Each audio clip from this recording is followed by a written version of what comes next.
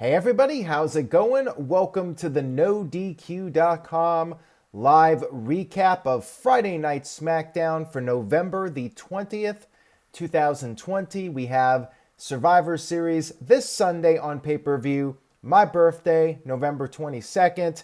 Going to be a very fun day for sure, even if Survivor Series sucks. Hopefully it doesn't. I'm keeping an optimistic mind when it comes to WWE and the pay-per-view on Sunday. Shout out to the chat room. Let's go ahead and get this recap started. We kicked off SmackDown with the Street Profits backstage. They were talking about Survivor Series. You had Montez Ford doing the Undertaker eye roll, and then all of a sudden, the lights went out. When they came back on, we had Big E scaring the Profits. He was wearing a sombrero, though. It was the only one he could find in the wardrobe department. I find that hard to believe, by the way. They always got to have Undertaker gear ready to go at a moment's notice. I do not buy it. Anyways, it was back and forth here between the Profits and Big E.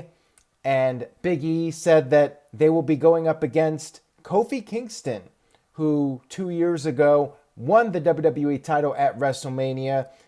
And also they will be going up against the most underrated wrestler in the world, according to Big E. Of course, his former partner, Xavier Woods. Profits responded by saying this Sunday the New Day will come to an end. And Big E had a message for the Profits. The New Day, they are in the building. We had the New Day music hit. Kofi and Xavier came to the ring. And Xavier talked about how he wanted to come to SmackDown and see if there was a giant fist smashing through panes of glass. Unfortunately not.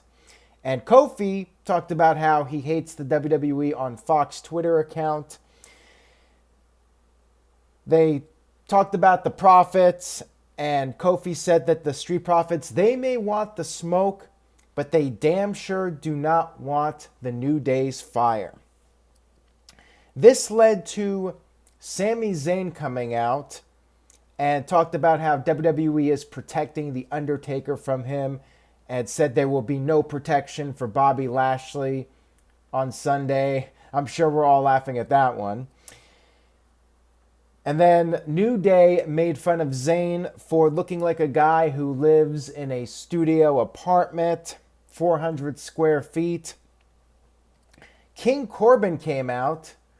You know what this means. When one guy comes out and then another one comes out, you kind of have an idea if you have been watching WWE programming. And Corbin actually said something that I agree with. He was like, didn't you guys just have a farewell match like a month ago? What are you doing here? I'm with Corbin on this one. We then had Dolph Ziggler and Robert Roode come out. So yeah, it was one of those segments. Roode and Ziggler basically wanted another match against New Day. And New Day, they were cool with defending the tag team titles. But then a fight broke out. And the Street Profits made the save. Commercial break. Adam Pearce announced during the commercial break, the standard segment here, that it would be an 8-man tag team match. Letter grade down, because I think this is the laziest booking when you start the show off, or even midway through the show. You do a promo segment, you have a bunch of guys come out, and then you make a tag match during the commercial break. So lazy. Letter grade down. This show will not be getting an A from me this week. Habkana with a $5 super chat says, I am stuck in Dallas, Texas till tomorrow because I missed my flight. Maybe I should blame myself, but I don't. I blame you, Aaron. You blame me. I would tell you to not get on an airplane in the first place, but hey, you do what you got to do. Hey, at the very least, you can listen to me. So I appreciate that, Hamp. I appreciate you tuning in despite whatever you're going through at the airport. Thank you for watching. I appreciate it. So we had this 8-man tag team match, and you had the typical face versus face dissension where Kofi Kingston accidentally collided with Montez Ford. And later on, you had Dawkins tap the shoulder of Xavier Woods to tag himself back in. And Street Profits, they finished the job. Ford hit the cash out to pin, not Rude, not Ziggler, Sami Zayn, the guy who we're supposed to think has a chance of beating Bobby Lashley. Just lost here for no reason whatsoever. Like, really? Now I care about this match even less. Sami Zayn cannot even avoid getting pinned in an 8-man tag team match. How does he have any chance against Lashley without some kind of shenanigans? I mean, it's ridiculous. Ziggler and Rude are doing nothing. Have Ziggler take the fall. Nobody cares about Ziggler. I mean, Zayn actually has a championship. So protect the guy. Like, what the fuck?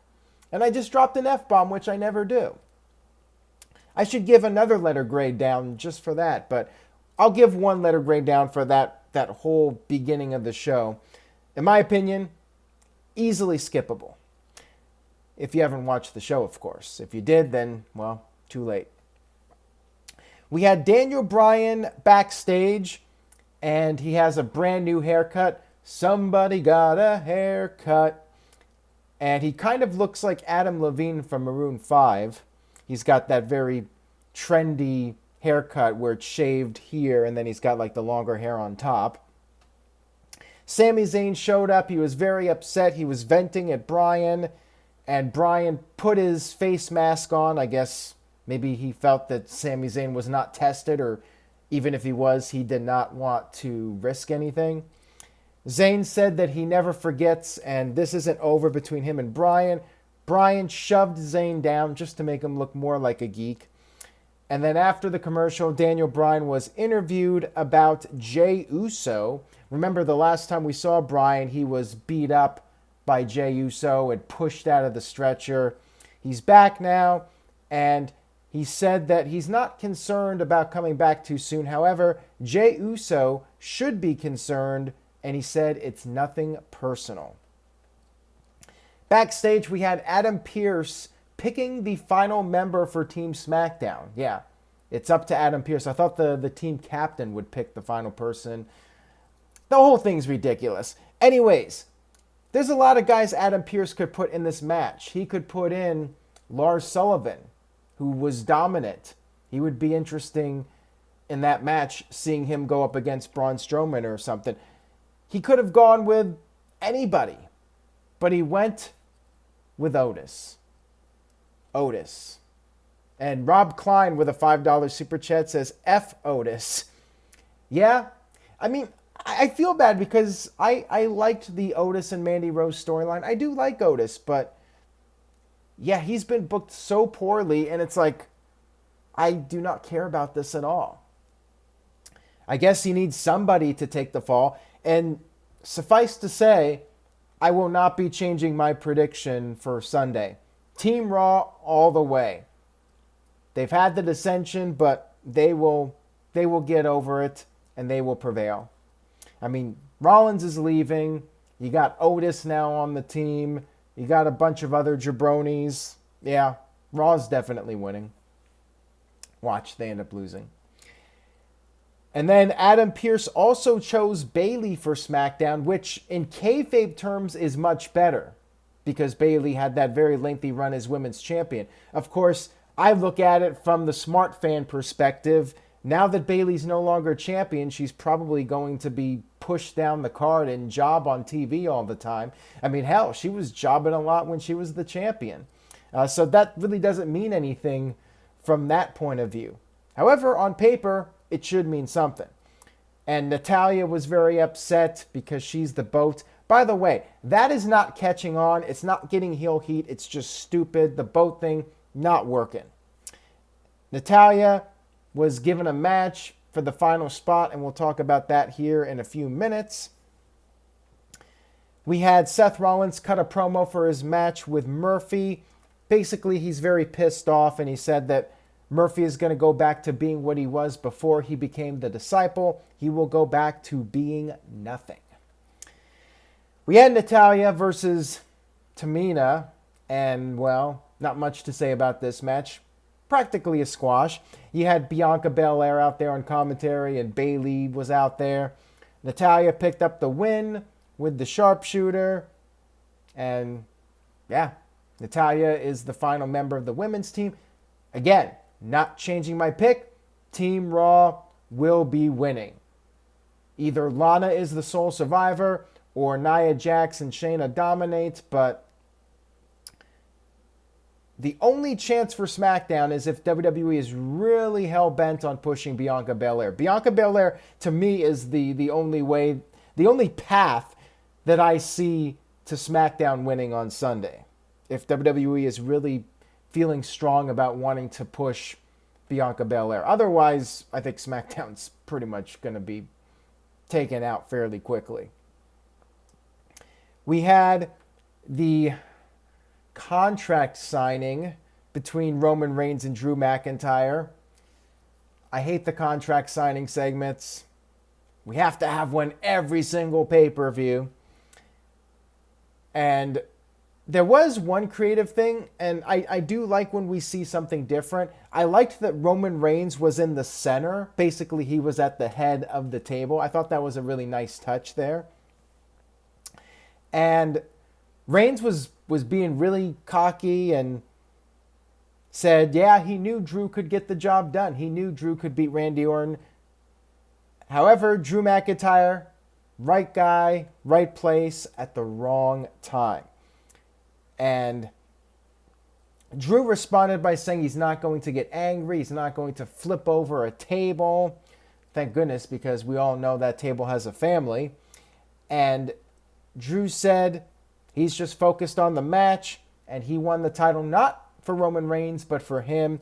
He did sign the contract, and then we had Reigns listening to McIntyre as McIntyre talked about how Reigns should not underestimate him. And McIntyre said Reigns should prepare for war. Reigns responded by having his own advice for Drew McIntyre. He said that McIntyre is a secondary title holder, and he only gets the championship when Roman Reigns is busy. And he told McIntyre he is the champion. Roman Reigns, he is the face of WWE, the tribal chief, and Drew will always be a guy that he likes, though. He will be his favorite second champion, his favorite number 2, which I guess was a creative way of calling Drew a piece of shit. So Reigns signed the contract. Roman did a great job with the promo. To me, that helped make up for the fact that it was a contract signing segment. I still hate these segments, and I still don't understand them. WWE has been advertising a champion versus champion match. Shouldn't you sign the contract first before you start advertising the match? It just never makes sense to me, and I just wish they would go away. Hamp Connor with a $5 super chat. Thank you, Hamp. I appreciate it. He says, WWE, my dear friends, is 93% perspiration, 6% electricity, 4% evaporation, and 2% butterscotch ripple. Random airport thoughts. I thought you were at your hotel, Hamp. I guess if you're at the airport long enough, you start thinking you're at the airport all the time, maybe. You become obsessed with the airport. I think Hamp's going a little bit crazy here. Wishing the best for you, Hamp, though, that you can get home as soon as possible. We have Seth Rollins versus Murphy. Mysterio family was out there. And Rollins attempted to use a kendo stick. However, Mysterio grabbed the kendo stick. Rollins beat up Mysterio. And then he beat up Dominic. Murphy made a brief comeback, but then Rollins got control again. hit a double Falcon Arrow, which Murphy kicked out of, and then Rollins hit the curb stop. However, Murphy was able to get his foot on the rope. Rollins hit a buckle bomb, but then Murphy came back at him with a knee. Rollins went for another stop, but missed, and then Murphy hit the Murphy's Law to pick up the win.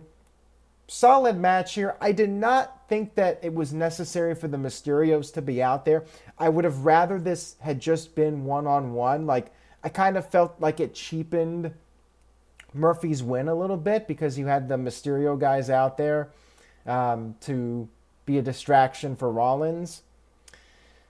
But yeah, I did like the win for Murphy. And there was another thing I did not like. They had this big celebration, Murphy finally getting one over on Seth Rollins, getting the big win. And then they almost immediately cut away to Sasha Banks. Like, we got practically no room to breathe and enjoy the moment. It just went right to Sasha Banks. I wasn't a fan of that, and I wasn't a fan of the Mysterios being out there. But the match itself was really good, as you would expect from those two. Well done. DJW with a $2 super chat says, heel Roman Reigns is classic. Vince sees the light. Yeah, and Roman has been doing a great job. It's like night and day. He just feels so natural doing what he's doing now, and it's something different.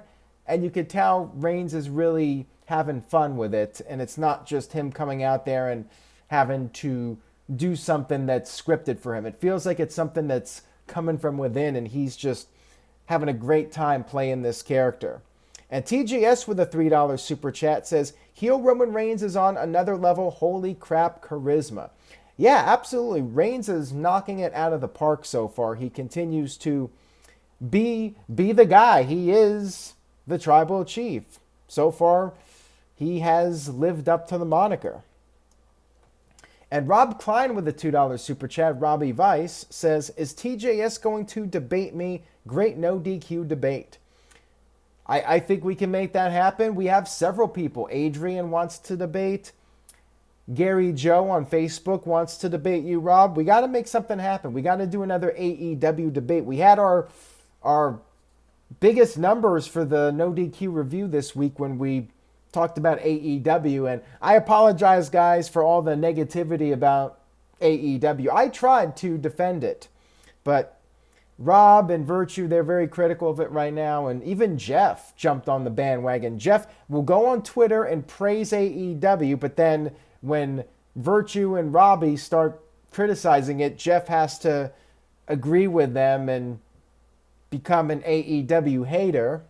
Rob Klein says he saw the light. Yeah, maybe he did. But yeah, we got to have another person on to challenge Rob. If anybody out there feels very strongly, we need somebody who's really feeling positive about AEW. If you feel you can debate Robbie Vice with AEW, let's get you on. We'll do another AEW debate. Anyways, back to SmackDown. We had Sasha Banks and Asuka in an in-ring confrontation. Michael Cole was interviewing. He brought up their history from a couple of months ago when Sasha briefly won the title. Asuka said that Sasha is not the boss of her, and then said Sasha cannot see her, did the John Cena. However, Sasha said she could see Asuka, and they do not have to wait until Sunday if Asuka wants to go. All of a sudden, Carmella attacked Sasha from behind, laid her out again. Asuka just stood there, which is weird to me. If Asuka's a babyface, maybe she's going heel again. If she's babyface, why would she just stand there? Wouldn't she want her opponent to be at 100%? To want her opponent to be at less than 100%? That's a very heelish thing to do. But I thought Asuka was a babyface. Little confusing to me. I still don't really care about the match. I'm sure it'll be good, but yeah, it's just thrown together, nothing on the line, so hard to care about it. By the way, no DQ mugs available at nodq.com/merch. Beginning on Sunday, my birthday, Survivor Series Day, there will be 22% off using the code SURVIVOR, and that code will be valid through Cyber Monday. So that's over a week where you can use that code SURVIVOR, Get 22% off at nodq.com/merch. You can get the mug, which also has Team NodeQ and some phrases on the back. And you can get a mask, wear a mask, be safe, all that stuff. T-shirts, hoodies, winter is coming, stay warm. Lots of stuff you could pick up over at nodq.com/merch. We had Jey Uso interviewed about Daniel Bryan. And by the way, DJW with a $2 super chat says, Muggs, you don't drink coffee, Aaron, LOL. How did you know that? Did I say that a long time ago and you remember that? Yeah, I actually just have water in here. No coffee. Plus, it's late anyways, so I would not be having that kind of caffeine at 10:30 at night. Jey Uso was interviewed about Bryan, and Jey said it was him that laid out Daniel Bryan. It wasn't Roman Reigns. It was him doing it, and he has the green light to finish what he started with Bryan. We had our main event of the evening, Bryan versus Jey Uso, and it was definitely intense with these two. They traded blows right off the bat. Have a good night, Hamp. And Jey got the upper hand. He set up the announce table to put somebody through it, which I always find funny when you prepare the announce table to put somebody through it. Why not just put somebody through it? Of course, it's for safety reasons, but I always find it a bit silly when you see somebody pulling apart items from the table that could actually hurt your opponent. Isn't the key of the match to hurt your opponent? It's just amusing when they do that to me. But they've been doing it for 2+ decades now, so I'm kind of late to the party to complain about it. Anyways, Uso back body dropped Bryan through the table and then superplexed Bryan back in the ring. Bryan attempted to get back into it. He attempted the yes lock, but Jey broke out of it and hit a series of knees to the kidneys. Bryan then made another attempt to come back, but got hit with multiple super kicks. Jey went to the top, went for the big splash. However, Bryan got his knees up, and then with a small package, he pinned Jey Uso to get his payback from a few weeks ago and presumably build himself up to be the #1 contender for Roman Reigns at the TLC pay-per-view. All in all, main event was very solid. There were 2 really good matches on the show. Jey Uso and Daniel Bryan, along with Seth Rollins versus Murphy. Reigns' promo was really good. Everything else I think was skippable, though. So check out those 3 segments. Everything else I think you could just forget about. Show was decent, but definitely not great. Felt kind of like a filler show, considering it was the go-home episode before Survivor Series. Didn't really do a whole lot to get me more excited for the pay-per-view. DJW did not like the ending. He sent in $5. Thank you, DJ. He says, weak ending, Aaron. I was very disappointed. Worst SmackDown and go-home show from SmackDown this year. Raw was better this week for the first time in a long time. I do agree with you on that. I do think this is crazy. I think Raw was the best show this week of the 3 shows between Raw, AEW, and SmackDown. And I did not see enough of NXT to add that to the list. But of those 3 shows, I think Raw won this week. And that rarely happens. But yeah, my letter grade is probably a B-. I was thinking C+, but the 2 matches that I mentioned that were really good, I think they carried the show. And Reigns' promo was really good. So I'm going to be nice, B- for SmackDown. I think I gave Raw a B+. So yeah, I definitely think Raw was the best show of the week. Daniel Sims with a C, Michael Wayne with a B-, Kim Hall with a B-, Shaddy Snake with a D+, Ma Wrestling with a C, Ashley with a B-, Dr. NXT Scorpio with a C, and the Gamazar 100 says C+ due to Reigns. Mike B with a B-, Amanda with a C, and Robbie Weiss with a B+. Robbie liked the show. And Calvin Bowman gives it a B-. So yeah, Survivor Series this Sunday, NodeQ.com. No days off for me, even on my birthday. Got to work, got to cover the show. play-by-play results over on NodeQ.com. And then, of course, after the show, I will be doing my live recap. I hope you guys are able to join that, have a little birthday celebration, talk about Survivor Series. Hopefully it delivers, so I'll be in a good mood after the pay-per-view. Thank you guys for tuning in tonight. If you liked the video, please give it a like, thumbs up, spread the word, and just stay tuned for the very latest. Thank you guys. Wait a minute. DJW with the $2 super chat says, final thoughts about Survivor Series. I am looking forward to it. Again, SmackDown did not do much for me. I'm sticking with my predictions. Nothing has changed in that regard. And I do think it will be a very good pay-per-view. The question is, will we care about the results 2 weeks from now? Probably not, but maybe I'm wrong. And I'm sure the Undertaker farewell will be very cool. Maybe Bruce Pritchard as Brother Love gets a tombstone. Should be a fun show. I would be surprised if Survivor Series sucks. We'll see what happens. Thank you guys again, and I will see you all next time.